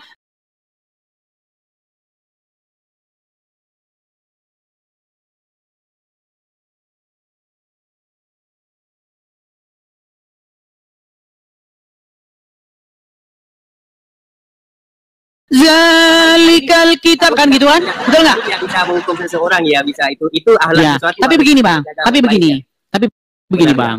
Iya. Apakah dengan perempuan memakai tutup kepala, memakai cadar, apakah itu menjamin bahwasanya dirinya akan baik?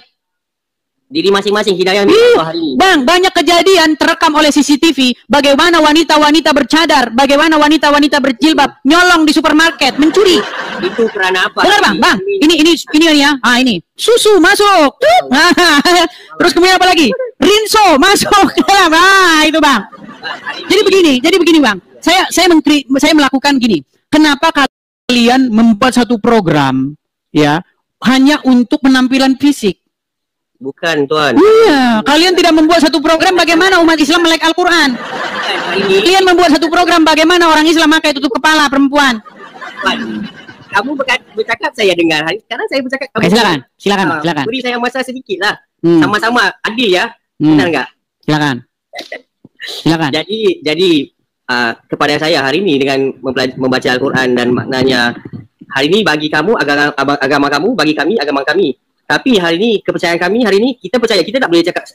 Sedangkan Al-Quran kata kita harus menghormati agama yang lain. Itu dia. Jadi hari ini tiada perbalahan yang harus kita lakukan antara satu sama lain. Buat apa? Hidayah milik Allah. Kalau kamu yakin Tuhan kamu tu Isa, kamu yakin. Jika benar itu hidayah, itu dia. Tapi kami yakin pada pegangan kami Al-Quran itu adalah pegangan kami agama yang disebutkan, dan kami pegang pada hadis itu dan sunnah, itulah dia. Jadi pegangan kamu tiada perbalahan dalam dunia ini. Buat apa? Kalau kamu percaya, buat apa diperbalahkan? Saya akan bantah omongan abang itu dengan hadis sendiri ya Bang ya. Karena begini, setiap abang ngomong pasti bertentangan dengan Al-Quran, pasti bertentangan dengan hadis. Nah sekarang Bang ya, tadi abang bilang hormati agama lain. Baik, ini ada sebuah hadis ya Bang ya. Ya Bang ya, hadis Tirmizi. Kemudian hadis-hadis banyak di sini Bang. Coba Bang ya, coba Bang bacakan ini Bang. Hadis Tirmizi nomor 2531. Coba Bang yang baca. Silakan. Coba itu ini daripada siapa Tuan? Daripada dia punya perawi dia dan siapa-siapa satu Sunan Tirmizi. Sunan Tirmizi 253. Dibaca dulu ya. Coba Abang baca. Yuk, silakan baca, yuk. Didustakan dan dihina-hinakan agama Kristen, Masya Allah. Telah? Kamu bacakan, kamu yang tunjuk. Nanti kalau saya yang baca, saya sendiri yang ngerti agama Islam, Bang. Ayo. Telah menceritakan? Yalah, kamu yang tunjuk. Tadi Al-Quran saya yang Oke, saya bacakan. Baik. Telah menceritakan kepada kami. Ya, Hanad. Telah menceritakan kepada kami. Abu Muawiyah. Dari Al-Ammasi, dari Abu Sahli, dari Abu Hurairah, dia berkata, Rasulullah bersabda, saya diperintahkan untuk apa Bang? Untuk apa? Apakah untuk menghargai agama orang lain? Coba, saya diperintahkan untuk apa? Bang, ini tidak betul Bang, ini sesuatu yang jika mereka menindas agama. Bang, ini loh, saya diperintahkan untuk memerangi manusia hingga mereka mengucapkan tidak ada Tuhan yang berhak disembah selain Allah. Apabila mereka mengucapkannya, maka mereka telah menghalangiku. Bang, lihat nih, Bang. Apabila mereka mengucapkannya, mereka telah menghalangiku untuk menumpahkan darah dan merampas harta mereka. Waduh, Bang. Tuan harus pahami ini benda. Kalau hari ini mereka menindas atau mencaci dan menghina, barulah kita datangnya itu perbalahan dan menentang mereka. Tapi Bang, di sini tidak ada loh Bang. Aku diperintahkan untuk memerangi orang-orang yang memerangi, nggak ada Bang. Bang, di sini aku diperintahkan untuk memerangi manusia Bang. Manusia yang diperangi oleh Muhammad Bang.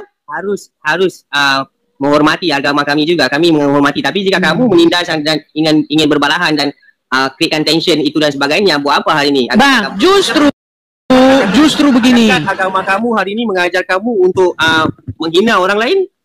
Bang, dengarkan ya Bang ya, dengarkan. Di sini saya hanya mengatakan apa yang hadis ajarkan, apa yang Al-Quran ajarkan. Tadi Abang bilang, Kami harus menghormati agama lain. Al-Quran tulis seperti begitu. Jadi hari ini kita harus dengan Abang ada Al-Quran di situ kan sekarang? Ada, benar. Coba buka At-Taubah ayat 29. Tuhan, betul ayat Taubah. At-Taubah 29 apa isinya, Bang?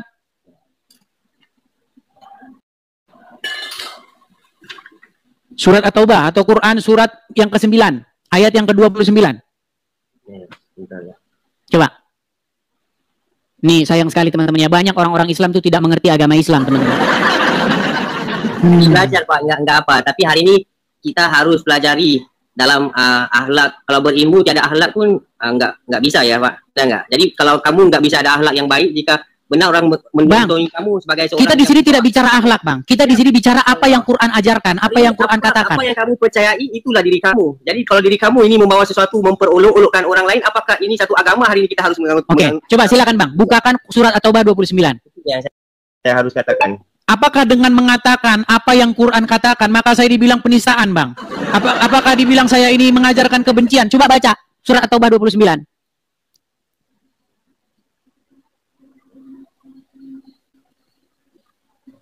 Sudah ketemu? Jangan sembunyi, Bang. Abang nampaknya sudah mulai malu. Saya tak ada sembunyi, Bang. Oke, silakan dibaca. Silakan dibaca. Yalah, perangilah orang-orang yang tidak beriman kepada Allah dan hari kemudian mereka. Tuhan, hari ini kamu menukil ayat dia daripada, kamu harus cerita dia daripada pertamanya. Bang, disuruh memerangi nggak? Disuruh nggak? Perangilah orang-orang yang tidak beriman kepada Allah. Betul nggak? Tenang aja, hari ini kalau kamu ambil sesuatu ayat macam sebegitu saja, mana bisa kamu bahaskan tentang satu benda. Harus ceritanya daripada seluruh ceritanya daripada pertama sampai yang terakhir. Itu ya. Bang, sekarang saya tanya sama Bang. Barusan nggak Abang tadi bilang bahwasanya saya tidak mengerti agama Islam, baru belajar? Macam agama kamu suatu yang betul hari ini, adakah agama kamu itu mengajak kamu untuk memperolok-olokkan orang lain? Bang, saya tidak merolok-olok, Bang. Saya meluruskan apa yang kalian terus-menerus umbar yang ternyata bohong. Nih, ini pengakuan seorang ustadz sendiri, Bang. Apakah kamu jatuhkan suatu hukum hari ini dengan adakah kamu Tuhan? Kalau saya Bang, kalau saya ngomong karena saya Kristen, kalau saya ngomong Abang tidak percaya. Ini ustadz yang bicara. Dengarkan ya, Bang ya, dengarkan. Nih. Di Kalibata City waktu saya ngisi taklim di sana. Ustadz, bagaimana pendapat Ustadz bila ada orang-orang Nasrani yang mengatakan Islam itu diekspansi dengan pertumpahan darah, dengan jihad? Dan bagaimana pendapat Ustadz juga dengan masalah poligami? Mereka menghardik masalah poligami. Itu subhanallah, saya bicara hampir 45 menit mungkin hanya menjawab pertanyaan ini. Waktu itu saya bilang, kalau seandainya ada orang Nasrani, Yahudi, semua orang kafir yang mengatakan kepada Anda Islam dikembangkan, diekspansi dengan pertumpahan darah, katakan iya. Memang iya. Karena banyak orang Islam, subhanallah, kayak orang yang ketakutan kalau dikatakan Islam itu disebarkan dengan pedang. Saya katakan ikhwas sekalian, memang Islam dikembangkan dengan pedang. Nah, katanya dia, bukan katanya kita. Loh, Bang, di dalam hadis yang saya tunjukkan tadi, Bang, apa kata Muhammad?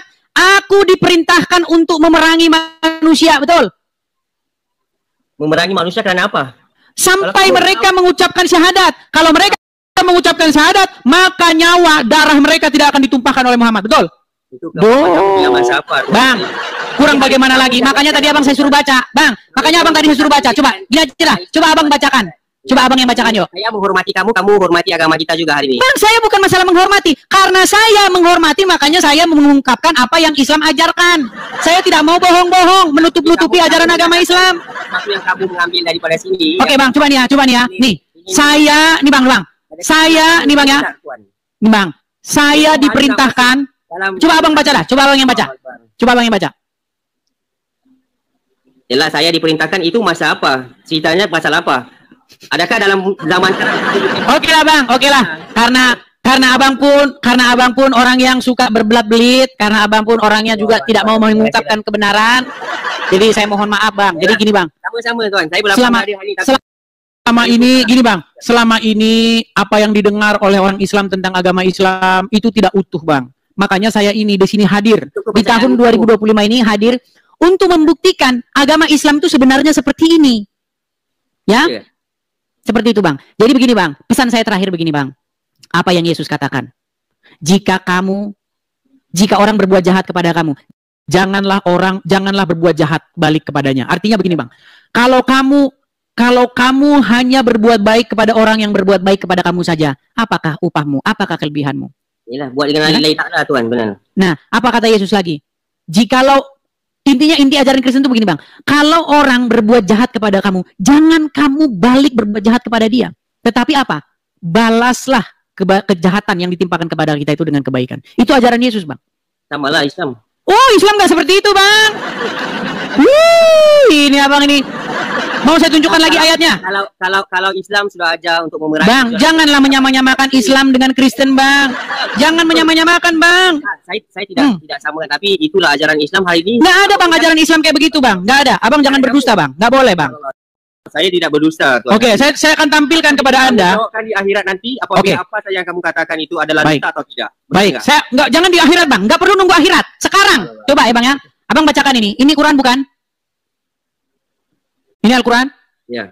Oke. Apa kata Al-Quran? Apa kata Al-Quran? Perhatikan. Muhammad dan orang-orang yang bersama dengan dia, maksudnya dengan Muhammad, adalah keras terhadap orang-orang kafir dan berkasih sayang sesama mereka. Betul? Jadi orang muslim itu cuma berkasih sayang sesama muslim, Bang. Betul. Bagi kamu lah, tapi Loh, Bang. Nih, apakah ada disebutkan bahwa orang muslim itu harus berkasih sayang kepada sesama manusia? Tidak ada, Bang. Orang muslim itu berkasih sayangnya sesama muslim. Betul. Muhammad itu adalah utusan Allah dan orang-orang yang bersama dengan dia, bersama-sama dengan Muhammad, keras terhadap orang kafir, tetapi saling berkasih sayang sesama mereka. Kamu lihat mereka rukuk dan sujud, mencari karunia Allah dan keridoannya, dan tanda-tanda mereka tampak pada muka mereka dari bekas sujud. Makanya Bang, kalau ada di jidat orang bekas hitam-hitam tanda bekas sujud, nah itulah Bang. Itu Bang, bekas sujud. Nah, orang-orang seperti itu dikatakan Bang, mereka itu saling berkasih sayangnya sesama muslim. Nggak ada mereka saling berkasih sayang sesama manusia, Bang. Masya Allah. Loh, kok dusta bagaimana, Bang? Saya dari tadi mengatakan kebenaran, Abang menolak terus. Kamu dustakan agama Islam, itu saja yang saya bisa sampaikan. Bang, oke, tunjukkan ayatnya dalam Al-Quran, bahwa tunjukkan ayatnya. Kalau kamu ketemu orang Yahudi, ketemu orang Nasrani, kamu harus berbuat baik. Coba ada nggak? Dia tak payah pergi ke mana-mana. Surah An-Nisa pun ada yang kamu harus menghormati agama yang lain. Sebentar ya, saya bawa kepada kamu. Artinya ayat Al-Quran bertentangan satu sama lain, Bang? Tidak, Bang. Dia ada cerita dia diturunkan dengan fasa-fasa tersendiri, di mana dan di mana. Jadi hari ini kalau kamu betul mengerti dan memahami, kami harus menghormati sesiapa saja. Apabila mereka memerangi kamu dengan macam gini pun, kita harus tetap kasih sayang bersama. Bang, nggak ada, Bang. Coba nih, saya tunjukkan lagi. Nampaknya kurang kalau satu sama Bang ini. Kita tunjukkan yang banyak ajaran agama Islam. Nih, Bang, lihat nih. Kamu lihat ya. Semua yang buruk-buruk yang dari Abu Hurairah, Rasulullah bersabda, janganlah kalian memulai salam kepada Yahudi dan Nasrani. Nih Bang, ini perintah Muhammad yang orang Islam sekarang udah nggak mau lakukan ini. Nih. Semua orang Islam sudah nggak percaya lagi dengan Muhammad karena kalau ketemu orang Kristen mereka baik. Dengar Bang. Apabila kalian bertemu dengan salah satu dari mereka, yaitu orang Yahudi dan orang Nasrani, saya bacakan dari awal ya. Rasulullah bersabda, janganlah kalian memulai mengucapkan salam kepada Yahudi dan Nasrani. Apabila kalian bertemu dengan salah satu dari mereka di jalan, maka desaklah ia ke jalan yang sempit. Hadis riwayat Muslim nomor 2167. Bang, nggak ada sekarang orang Islam di Singapura, di Malaysia, di Indonesia yang mau menerapkan ajaran ini. Karena mereka udah nggak percaya lagi dengan Muhammad. Padahal Muhammad memerintahkan, kalau ketemu Yahudi Nasrani diapain? Desaklah mereka ke jalan yang sempit, Bang. Tapi karena orang Islam sekarang tahu bahwa ini tidak mungkin dilakukan karena ini nggak baik, orang Islam sekarang melawan hadisnya sendiri. Betul. Di hati nurani, Bang. Saya percaya, Anda manusia, saya manusia. Saya percaya, kita punya hati nurani, Bang. Di hati nurani kita, Bang, berbuat baik kepada sesama kita manusia. Betul. Nggak pandang di agama apa. Mana ada agama mana yang ajar untuk tidak buat baik? Loh, tadi Bang, menurut Muhammad, kalau kalian bertemu Yahudi dan Nasrani di jalan, desak mereka ke jalan yang sempit, Bang. Itulah ajaran Muhammad. Makanya, Bang, di hati nuranimu, tidak mungkin saya mau mengikuti ajaran Muhammad. Jadi saya tahu. Makanya, Bang, datang kepada Yesus. Apa yang Yesus katakan? Akulah jalan dan kebenaran dan hidup.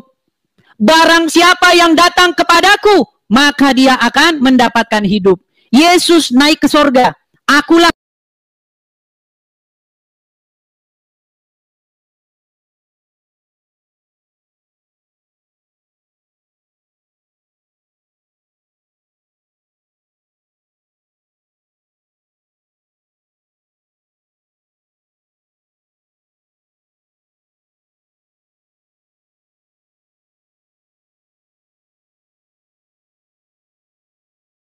kebangkitan dan hidup, kata Yesus.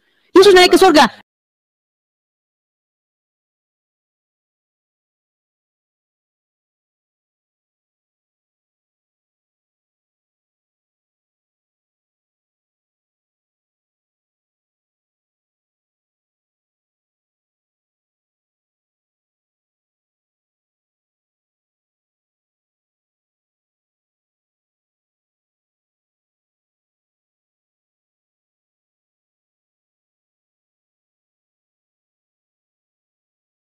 Dia akan memberikan hidup yang kekal kepada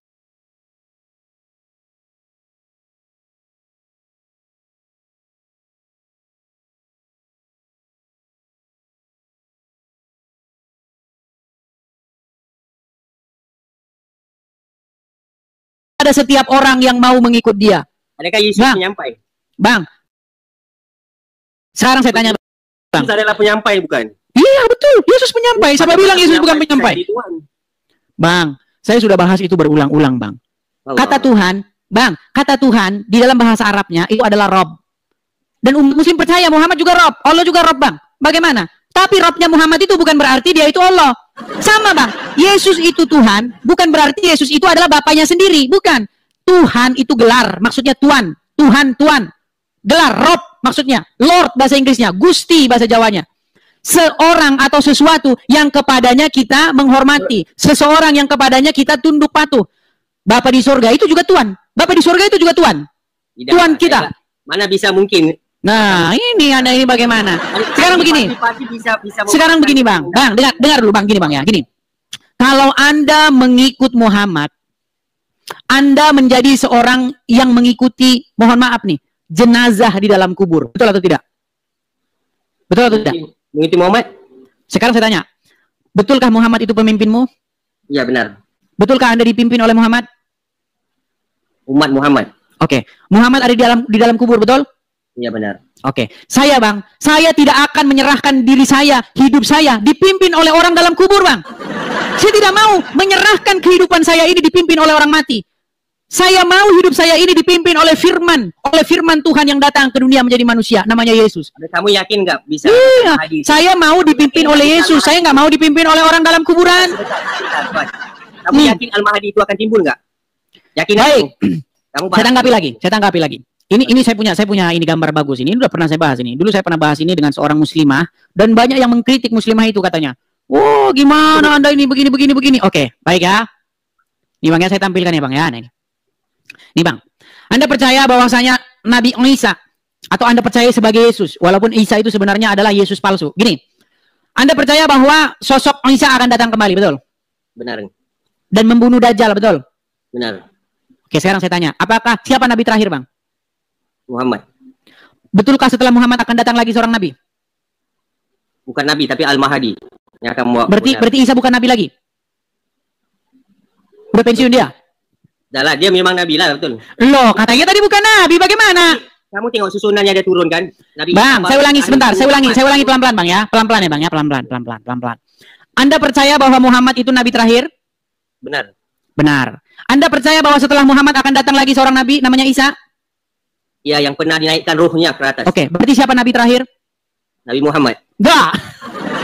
Bang, setelah Muhammad akan datang Nabi lagi namanya Isa. Berarti siapa Nabi yang datang terakhir? Nabi Muhammad, Tuan. Meninggal dunia. Yang akan datang. Makanya saya bilang, Bang, makin percaya agama Islam, makin Anda pelajari agama Anda, Bang, makin dekat pintu gerbang untuk meninggalkannya.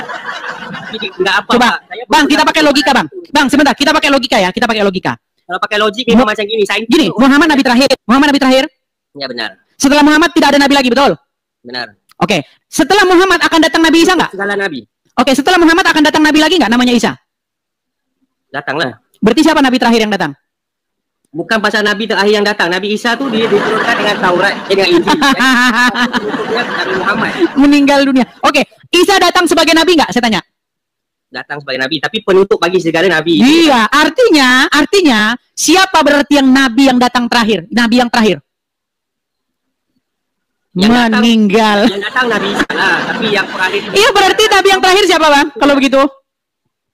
Nabi meninggal dunia. Oke lah Bang, jangan dipaksakan Bang. Jangan dipaksakan. hari ini saya yakin sangat dengan firasat hati saya hari ini, kalau jika benar adalah ia benar, maka saya hormati agama kamu, tapi hari ini saya tetap dengan pegangan saya. Ya, gini Bang, begini. Saya tahu Bang, begini Bang. Ada seorang wanita yang jatuh cinta dengan seorang pria. Bang, ketika dia tahu bahwa ternyata pria yang dicintai dia ternyata punya wanita lain, percayalah Bang, tidak detik itu dia juga hilang rasa cintanya. Tidak detik itu. Tapi butuh waktu proses yang panjang. Karena begini Bang, sejak kecil Abang sudah didoktrin bahwa agama Islam itu benar, Muhammad itu begini. Saya tahu Bang, itu tidak mudah, tidak gampang Bang. Itu butuh proses yang panjang. Tapi pasti Bang, nanti kalau Abang sudah memikirkan hal-hal yang dalam, hal-hal yang besar, ya kan? Sebenarnya saya ini betulkah saya ini menyerahkan hidup saya dipimpin oleh orang dalam kubur? Bagaimana mungkin saya serahkan hidup saya dipimpin oleh orang dalam kubur? Coba Bang. Serahkan pada Allah yang satu.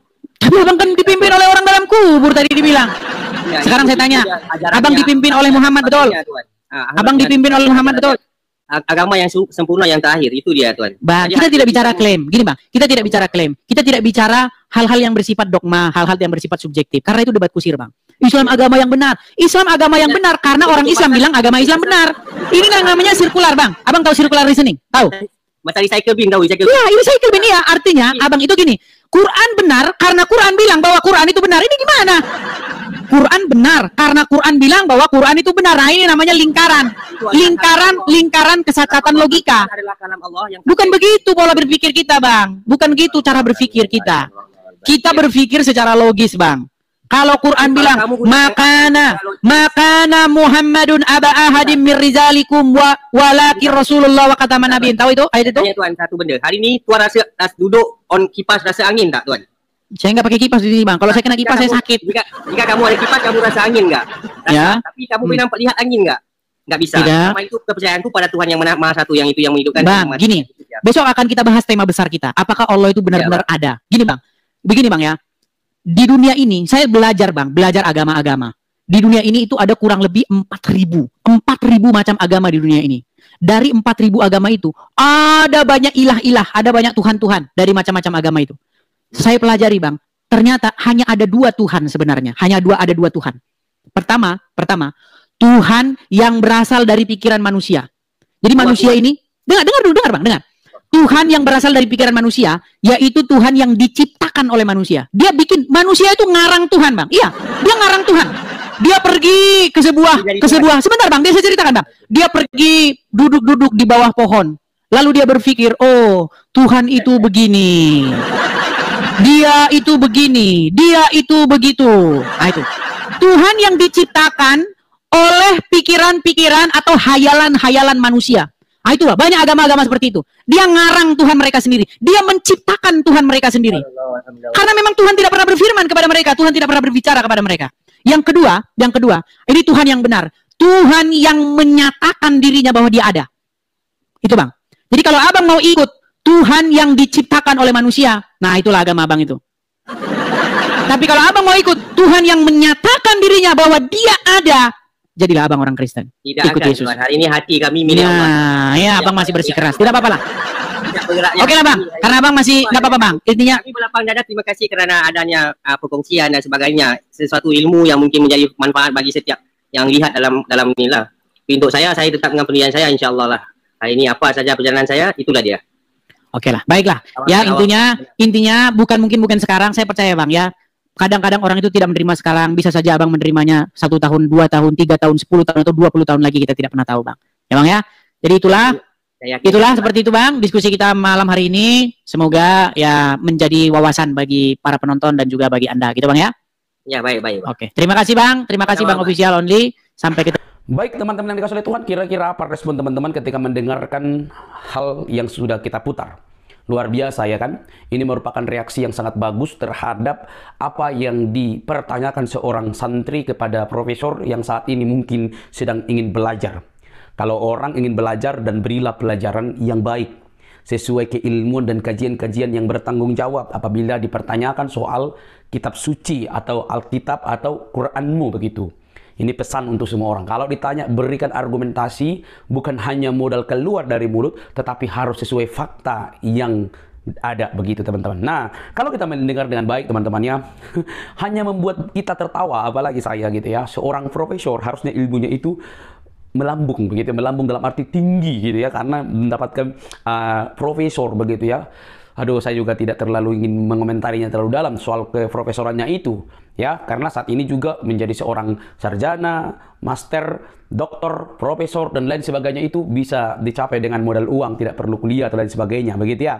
Jadi saya tidak perlu ingin jauh ke sana, tapi dipanggil dia profesor teman-teman. Apakah itu benar? Ya urusannya sendiri. Nah, teman-teman yang dikasih oleh Tuhan, perhatikanlah apa yang saya sampaikan ini. Saat semua apologetik dan murtadin tersebut meluruskan apa yang disampaikan oleh profesor tersebut, sebenarnya sudah cukup membuktikan banyak hal soal dua agama ini sangat berbeda. Gitu ya.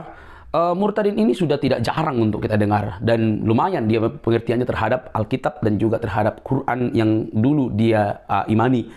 Tapi karena banyak polemikus para ustadz yang membahas Alkitab dengan cara sembarangan, akhirnya dia muncul ke permukaan untuk meluruskan bahwa apa yang mereka argumentasikan atau opinikan soal Alkitab yang sudah ia percayai, justru dia harus meluruskan. Nah teman-teman, saya hanya ingin melihatnya dari berbagai sisi sih sebenarnya, tapi saya akan berikan kepada teman-teman. Pertama teman-teman, Alkitab dan Al-Quran itu berbeda, itu harus clear gitu ya. Berbeda sekali dan tidak dapat disama-samakan, walaupun nanti kita akan bisa melihat ada beberapa persamaan dalam tokoh, walaupun juga bisa digali sumber-sumbernya gitu ya, dan ada juga persamaan-persamaan lainnya tentang kisah-kisah, walaupun yang runut itu kita bisa tangkap di mana, di kitab mana atau di kitab suci siapa begitu ya. Nah teman-teman yang terkasih dalam Tuhan, berbicara soal Adam dan Hawa itu clear, itu tidak dijadikan di sorga begitu ya, menurut Kristen gitu. Jadi kalau ada orang berkata Adam dan Hawa itu diciptakan atau dijadikan di sorga, ya itu urusan mereka lah. Tapi di dalam Alkitab, di dalam kekristenan itu Adam dan Hawa itu dijadikan di bumi. Ya, Taman Eden itu ada di bumi, bukan di sorga gitu ya. Lalu di sana jelas-jelas dibuktikan dalam Alkitab itu dikelilingi oleh sungai, ada sungai-sungai yang bisa dibuka dan dibuktikan bahwa itu pernah ada teman-teman begitu. Jadi bukan saat Adam dan Hawa dijadikan di sorga lalu di apa namanya karena jatuh dalam dosa dilemparkan ke bumi, enggak lah. Taman Eden itu ada di surga, ada di surga, sorry, jadi ikut-ikutan. Taman Eden itu ada di bumi gitu ya, ada di bumi. Jadi Adam dan Hawa itu tidak dijadikan di surga ketika mereka melanggar lalu dilemparkan ke bumi, enggak lah, enggak bisa begitu. Nah, teman-teman, hal ini aja sudah berbeda. Dan kalau mau tahu, paling lengkap itu ceritanya dalam Alkitab orang Kristen. Karena apa? Di situ runut semua penciptaan itu bagaimana dan manusia itu diciptakan seperti apa, dijadikan seperti apa. Itu bentuk gambar dan rupa Allah. Itu luar biasa. Jadi tidak seperti yang disampaikan oleh profesor ini. Manusia itu sama dengan seperti hewan begitu ya. Karena tertulis mungkin begitu menurut pengertiannya dia gitu ya.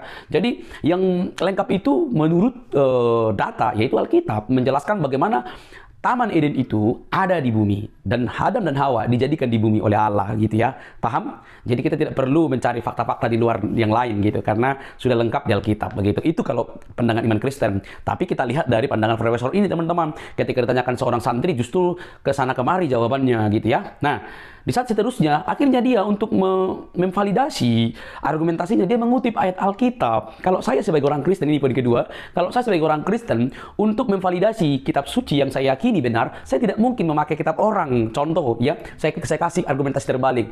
Misalnya, saya kepengen memvalidasi kisah Adam dan Hawa di dalam Alkitab. Untuk memvalidasi kisah itu, cerita itu, saya pakai Al-Quran untuk memvalidasinya. Saya nggak akan pakai itu, karena saya hanya beriman kepada Alkitab, begitu.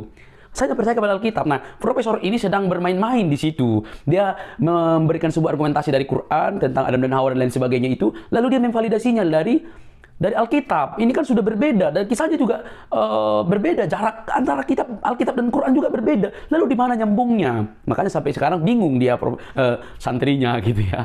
Jadi teman-teman mari cerdas begitu ya dan lain sebagainya teman-teman. Ada banyak hal yang ahli di situ justru tidak ngerti seperti yang profesor ini. Dia pintar sekali bercocokologi gitu ya, bercocokmologi begitu. Dicocok-cocokkan semua. Bagaimana supaya cocok begitu ya. Sangat sedih sekali begitu. Harusnya dia seorang profesor bisalah memberi hak jawab dengan baik untuk meluruskan bahkan untuk juga mengajarkan yang benar terhadap santrinya supaya tidak salah. Oke teman-teman, jadi apa yang disampaikan oleh Murtadin dan teman-teman kita apologetik itu sudah clear. Alkitab tidak perlu lagi ditambah-tambahi, tidak perlu lagi validasi dari kitab orang karena dia pasti berdiri tegak lurus sampai kapanpun tidak mungkin dapat digoyah oleh siapapun siapapun dan agama manapun. Clear? Kristus yang menjaga, karena Kristus kebenaran itu dan dia terang itu mengalahkan kegelapan. Mari teman-teman percaya, karena dialah sumber satu-satunya juru selamat yang melepaskan kita dari kuasa dosa. Sampai ketemu di video selanjutnya teman-teman. Jangan lupa untuk mendukung dengan cara subscribe, like, komen, dan share. Sampai ketemu. Bye-bye.